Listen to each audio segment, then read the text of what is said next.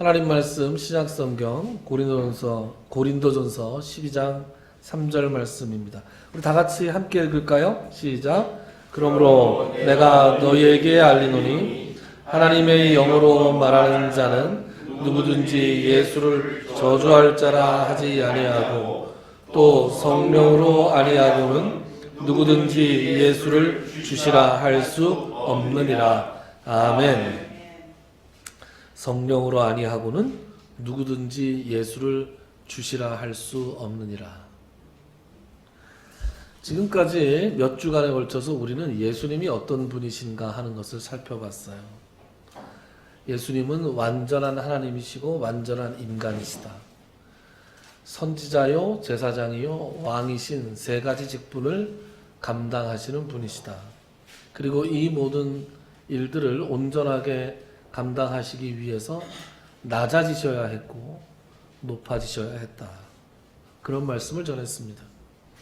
이제부터 우리가 살펴볼 내용은 성령님에 대한 것입니다. 그러니까 제가 지금 소요리 문답 강해를 하고 있는데 소요리 문답 지난주까지 28번까지 했거든요. 28번까지가 어떻게 흘러왔나 한번 잘 생각해 보세요. 처음엔 서론을 했습니다.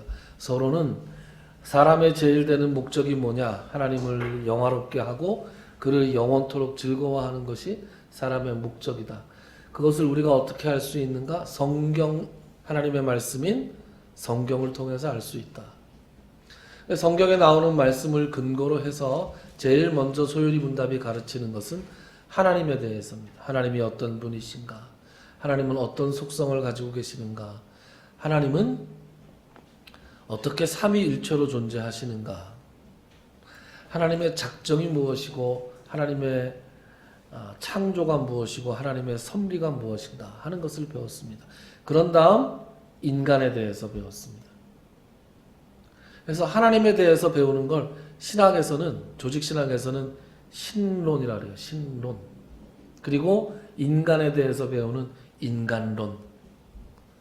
인간론에서 우리가 배운 건 뭐예요? 인간이 얼마나 죽을 죄인들인가 하는 것을 배웠죠. 하나님께서 내가 이 열매를 먹으면 결단코 죽으리라 하신 그 열매를 따먹고 하나님과의 언약을 어긴 인간이 어떻게 죄와 타락의 길로 가는가 하는 것을 인간론에서 다루었고요. 그리고 세 번째로 다룬 것이 바로 지난주까지 살펴본 예수 그리스도에 관한 것입니다.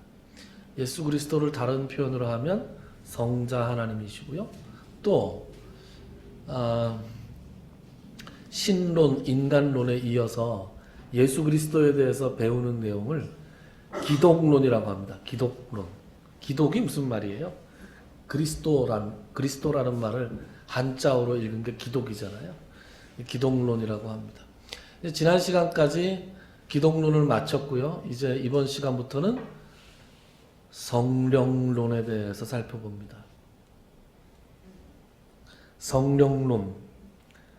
여러분, 성령론 하면 어떤 생각이 드십니까? 성령론 얘기하면서 갑자기 어렸을 때 봤던 코미디한 생각이 났어요. 여러분, 오래전에 타계하신 서영춘이라는 분 잘 아시죠? 아마 저보다 여러분들께서 훨씬 잘 아실 거예요. 그분이 우리나라 그 랩의 원조잖아요. 랩의 원조. 네? 이거다 저거다 말씀 마시고 산에 가야 범을 잡고 물에 가야 고기 잡고 인천 바다에 사이다가 떠도 곱부가 없으면 못 마십니다 하는 사람 있잖아요. 어렸을 때 그거 막 따라하고 놀았던 생각이 납니다. 그 왜 서영춘 씨가 생각나냐? 인천 앞바다에 사이다가 떠도. 근데 여러분 인천 바다에 왜 사이다가 뜬다는 얘기를 왜 한 줄 아세요? 우리나라 최초의 사이다 공장이 인천에 있었답니다. 그래서 스타 사이다, 제가 인터넷을 좀 찾아보니까 그 노래 가사의 배경이 스타 사이다라고 1905년에 일본 사람이 만든 건데 그 이후로도 계속 그 사이다가 칠성 사이다한테 밀릴 때까지 그렇게 인기가 있어서 인천 가면 인천 앞바다에 사이다 병이 둥둥 떠다녔대요. 그래서 인천 바다에 사이다가 떠도 별거 다 찾아봤네요. 왜 그 랩 가사가 생각났냐? 예수 그리스도께서 구원을 이뤄 놓으셨어요. 예수 그리스도께서 죽기까지 복종하심으로 하나님의 저주를 다 받으시고 죽음에서 다시 살아나심으로 인해서 하나님의 구원을 완성하셨어요. 그 완성하신 구원이 자동으로 우리한테 적용되는 게 아니다 이 말이에요. 인천 바다에 사이다가 떴어요. 곧불을 가지고 마셔야 되잖아요. 그 역할을 하시는 분이 누구냐? 성령님이라는 거예요. 예수 그리스도께서 십자가에 못 박히시고 3일 만에 부활하시고 구원 사역을 완성하셨다면, 구원을 객관적으로 획득을 하셨다면, 구원을 우리 개개인 한 사람 한 사람에게 적용하시는 분은 바로 성령님이시다. 그 성령님이 우리의 마음을 감동하시고 우리를 부르시고 우리로 깨닫게 하시고 예수 그리스도를 주라 시인하게 하시는 분이 바로 성령님이시라는 것을 믿으시기 바랍니다. 그러니까 인간이 할 수 있는 일이 아무것도 없어요. 우리가 구원에 관해서 사람이 할 수 있는 일이 아무것도 없습니다. 구원을 완성하시는 분은, 구원을 계획하신 분은 누구세요? 성부 하나님이시고, 구원을 몸소 구원을 완성하신 분은 누구세요? 성자 하나님이시고, 그리고 그 믿는 백성들을 하나하나 부르셔서 그 구원을 적용하시는 분은 누구세요? 성령 하나님이시다 이 말씀이에요. 그러니까 사람이 구원에 있어서 할 수 있는 일은 아무것도 없습니다. 아니, 우리는 믿었잖아. 그렇죠? 우리는 믿음이라는 건 있습니다. 우리가 믿었기 때문에 구원을 받았죠. 그러나 이 믿음이라는 것도 역시 하나님의 선물이에요. 에베소서 2장 8절부터 9절까지의 말씀을 보면 이런 말씀이 나옵니다. 너희가 그 은혜에 의하여 믿음으로 말미암아 구원을 얻었으니 이는 너희에게서 난 것이 아니요 하나님의 선물이라. 구원도 하나님의 선물이고 믿음도 하나님의 선물이에요. 하나님께서 주시지 않으면 우리가 믿을 수조차 없다라고 말씀하신 것이 바로 성경의 가르침입니다. 믿음에 대해서 그래도 우리가 조금이라도 무슨 할 일이 있는 거 아니야? 뭐가 좀 한 일이 있는 거 아니야? 이렇게 생각할지 모르지만 비유를 하자면 마치 이런 거죠. 하나님께서 우리에게 선물을 주셨어요. 믿음이라고 하는 건 그 선물을 뜯어보는 거예요. 선물을 뜯어봤다고 해서 그게 무슨 공로가 되겠습니까? 공로가 되지 않죠. 학생이 저한테 뭘 모르는 걸 물어봐서 제가 그걸 카톡으로 대답을 해줬어요. 그러면 제가 가르쳐준 겁니까? 카톡이 가르쳐준 겁니까? 제가 가르쳐준 거잖아요. 답이 누구에게서 나왔어요? 저한테서 답이 나왔잖아요. 카톡을 열어본 게 무슨 대단한 공로겠습니까? 카톡은 하나의 수단이죠. 믿음이라고 하는 것은 하나님의 선물을 받는 통로요, 수단에 불과하다. 왜 하나님께서 구원에 있어서 사람이 아무것도 할 수 없게끔 이렇게 설계를 하셨느냐? 에베소서 2장 9절에 이렇게 나옵니다. 행위에서 난 것이 아니니 이는 누구든지 자랑하지 못하게 하려 하심이라. 하나님 앞에서 내세울 게 없도록 하기 위해서입니다. 믿음을 주시는 분도 성령님이시다. 그래서 저는 말해요. 간증 있잖아요. 간증 집회라는 거. 그거 참 유익한 면도 있지만 참 위험스럽다 이런 생각 많이 해요. 저는. 왜냐하면 제가 가끔 가다가 제 얘기를 할 때 송구스러운 마음이 들 때가 있거든요. 그래서 가끔 제가 제가 제 개인적인 이야기를 해서 좀 송구하지만 하고 앞에 이렇게 사족을 달 때가 있습니다. 다른 목사님들도 그렇게 말씀하시는 분들이 많아요. 개인적인 이야기를 해서 좀 죄송하지만 왜 그렇게 얘기하냐 하면 이 강단은 하나님의 말씀이 중심이 돼야지 사람의 인생이 중심이 되면 안 되기 때문에 그래요. 그런데 말이죠. 물론 하나님께서 나에게 어떻게 은혜를 베푸셨는가를 이야기하는 건 분명히 은혜롭고 좋은 일입니다. 그런데 그 간증 집회에서 가끔 이 주객이 전도되는 경우가 굉장히 많아요. 그래서 그걸 통해서 하나님을 봐야 되는데 사람을 자꾸 본다는 거죠.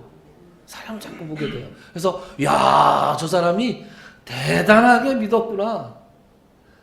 그래서 이 대단하게 믿었구나를 강조하기 위해서 자기가 또 옛날에 또 얼마나 나쁜 놈이었고 죽일 놈이었는지 얘기를 막 하잖아요.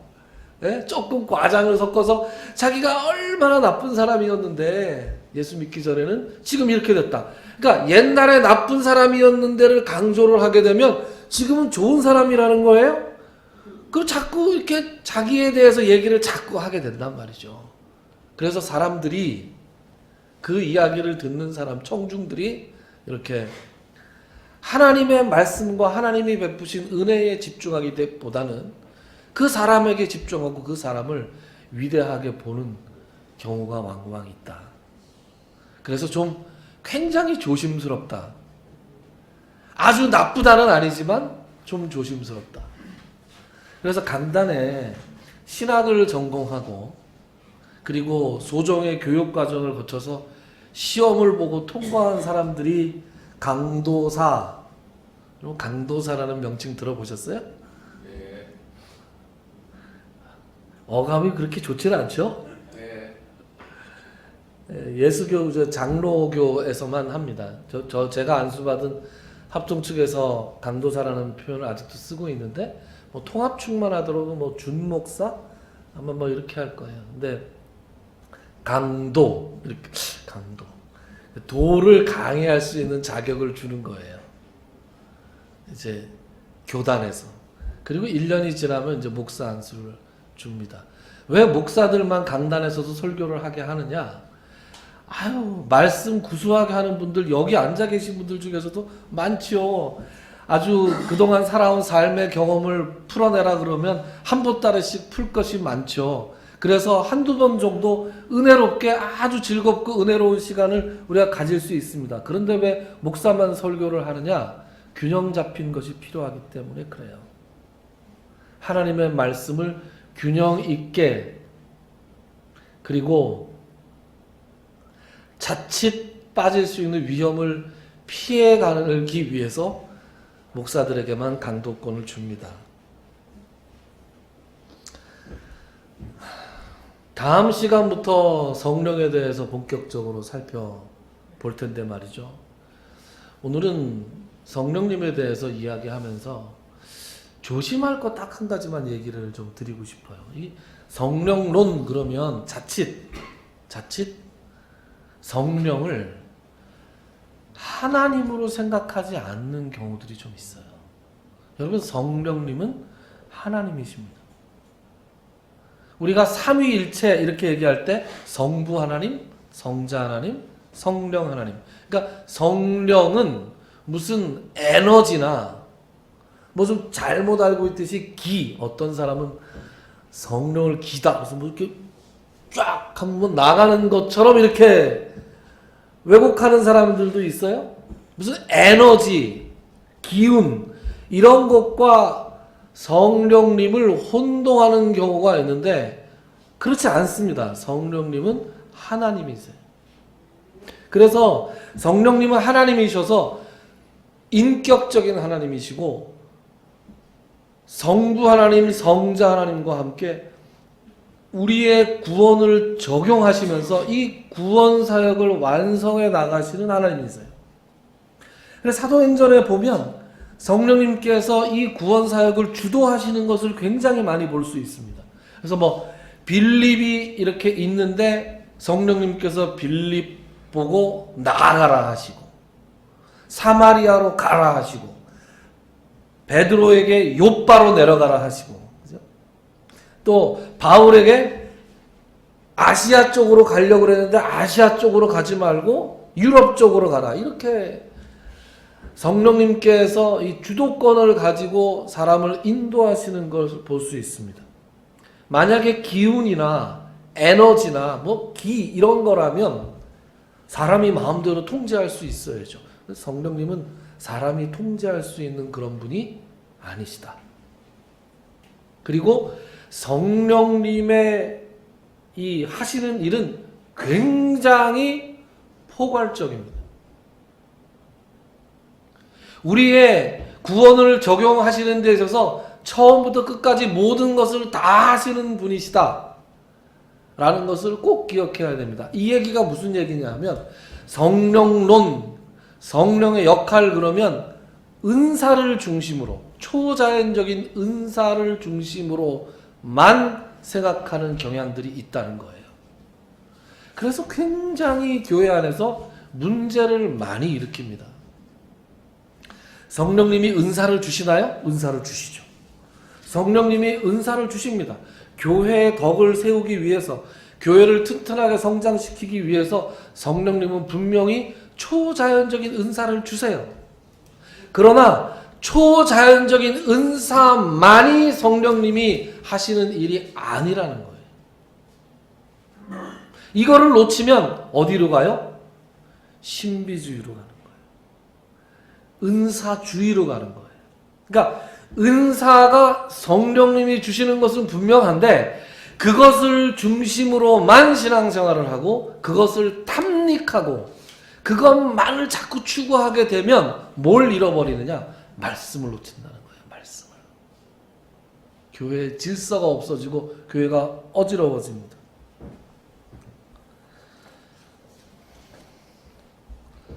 여러분 아프면 기도해야 됩니까? 병원에 가야 됩니까? 병원에 가야죠. 기도도 하고 병원도 가야죠.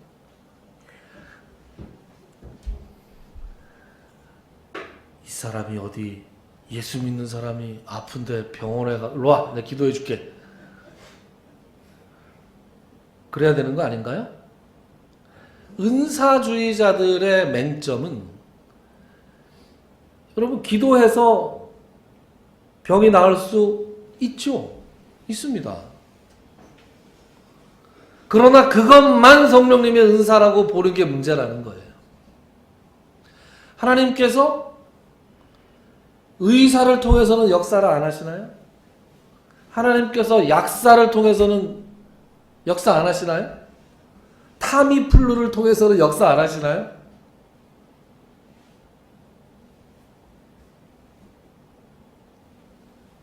야고보서에 보면 이런 말씀이 나오죠. 너희 중에 아픈 자가 있느냐?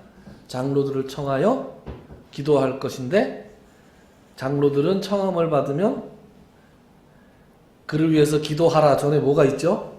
기름을 바르면서 기도할 것이고 그렇게 기름을 바르면서 무슨 기름입니까? 참기름인가요? 콩기름인가요? 올리브유겠죠? 올리브유, 감람유겠죠. 그런데 감람유 아픈 거 상처가 고소해지라고 바르나요? 약을 바르라는 얘기죠. 네? 네. 문장로님 말씀하셨듯이 약도 쓰고 기도도 하고 둘 다 해야죠. 그러면 목사님 헷갈리지 않습니까? 약으로 나은 건지 기도로 나은 건지 헷갈리지 않으세요? 둘 다 하나님의 역사라니까요. 둘 다 하나님의 역사예요. 둘 중에 하나가 하나님의 역사가 아니라 둘 다 하나님의 역사입니다. 그런데 말이죠. 그럼 제가 또 하나 여쭤볼게요. 용하다고 해서 용하다는 말을 교회 안에서 해도 되나요? 괜찮습니다. 네. 우스갯소리로 할게요. 야, 그 목사님이 기도하면 낫는다 그래서 그 목사님한테 가서 기도 받았는데 안 나오면 어떻게 되는 거예요? 안 좋은 거죠. 목사님한테 문제가 있는 건가요? 본인한테 문제가 있는 거예요? 우리한테 아니면 하나님한테 문제가 있나요? 하나님한테 문제가 있다고 보면 안 되잖아요. 그죠? 그러면 둘 중에 하나가 문제인데 본인이 믿음이 없는 건가요? 아니면 목사가 그 정도밖에 능력이 없는 건가요? 제가 병원에서 이제 병원 예배를 십몇 년 했죠. 한 12년 정도 했나요? 12년 정도 원목으로 있었습니다. 저는 신유의 은사가 없는, 공식적으로 신유의 은사를 받은 적이 없는 그런 사람인데 가끔 예배 마친 다음에, 여러분 예배 때 당연히 병원 예배니까 제가 지금도 여기서 환자를 위한 기도를 하잖아요. 그런데 병원에서 예배할 때는 더욱더 환자를 위해서 기도하겠죠. 특별히 미리 여쭤보고 어디가 아프십니까? 그러면 이렇게 그 아픈 부분에 대해서 이렇게 구체적으로 기도하고 그랬어요. 그런데 우리 또 병원이 또 치질 수술로 유명한 병원이라 좀 곤란하고 그런 것도 있었어요. 네, 안 웃으시네. 웃으시라고 한 건데 웃으시지 않네. 자, 그런데 어쨌든 가끔 목사님 예배 끝나고 나서 목사님 저 안수기도 해주세요. 그런 분들이 가끔 계셨어요. 그러면 안수기도를 합니다. 네, 손을 얹고 안수기도를 하면 그 다음에 오셔서 목사님이 기도하고 나서 혈압이 떨어졌어요. 당 수치가 떨어졌어요. 이러는 분들이 계셨어요. 그럼 저도 신유의 은사를 받은 걸로 공식적으로 된 건가요? 우리가 이 신유의 은사가 존재합니다. 신유의 은사가 존재하지요. 그 밖에 많은 은사가 존재합니다. 그러나 이게 100% 작동하는 것은 아니에요. 만약에 그렇다면 병원이 왜 필요합니까? 의대는 왜 가요? 이 많은 의사들 다 문 닫으셔야죠. 기도만 하면 낫는다면. 보다 더 포괄적으로 우리가 생각할 때 병을 고쳐주시는 분은 하나님이세요. 하나님의 주권적인 뜻에 의해서 어떤 사람이 낫고 낫지 않고 하는 겁니다. 누가 A라는 목사가 기도하면 낫고 B라는 목사가 기도하면 낫지 않고 그런 게 아니에요. 하나님께서 그 병을 고쳐주심으로 말미암아 그 사람에게 주시고 싶은 은혜가 있으면 병을 고쳐주시는 거예요. 그럼 병이 안 고쳐지면 어떻게 해요? 그것도 주님의 뜻이고 주님의 은혜라는 것을 받아들일 수 있는 믿음이 우리에게 필요한 겁니다. 여러분 사도행전에 보면 사도들이 옥에 갇혔어요.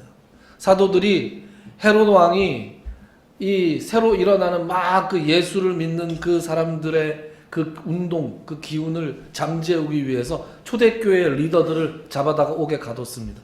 그때 성도들이 뭐라고 기도했을까요? 주님, 베드로와 야고보와 요한을 옥에서 꺼내 주십시오 라고 기도 안 했다고요. 그렇게 기도하는 게 성경적인 것이 아니라고요.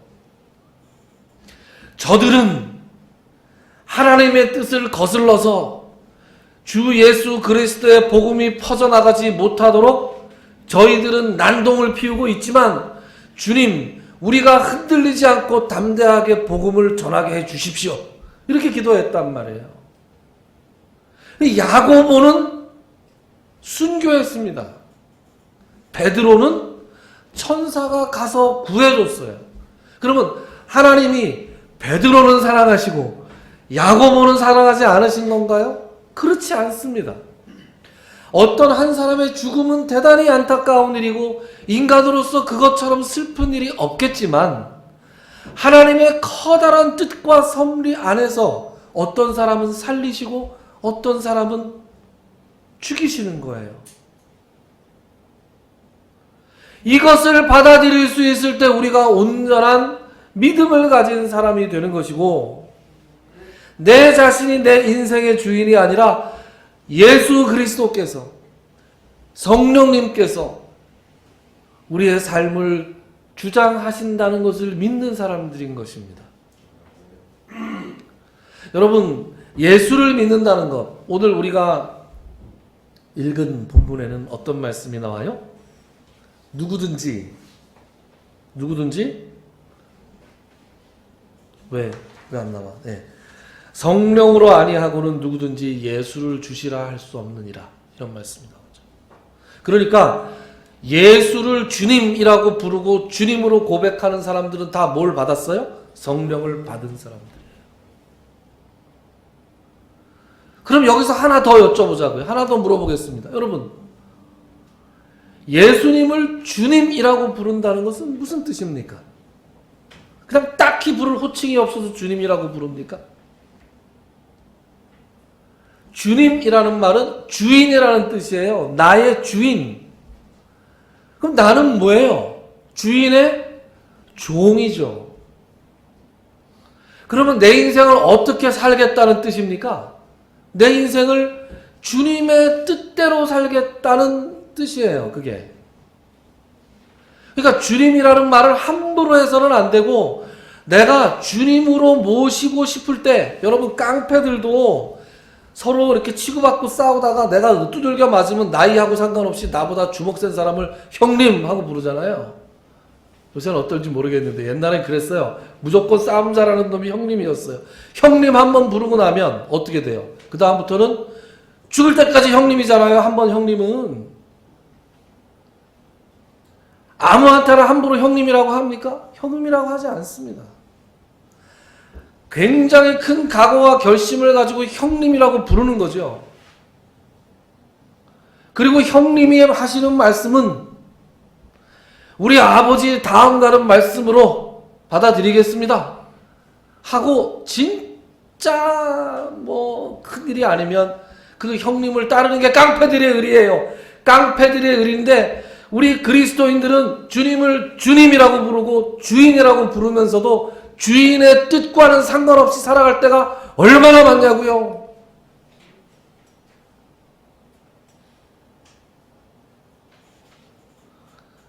여러분, 하나님의 뜻은 우리에게 반드시 우리의 입장에서 볼 때 좋은 것만을 주시는 것이 하나님의 뜻이 아닙니다.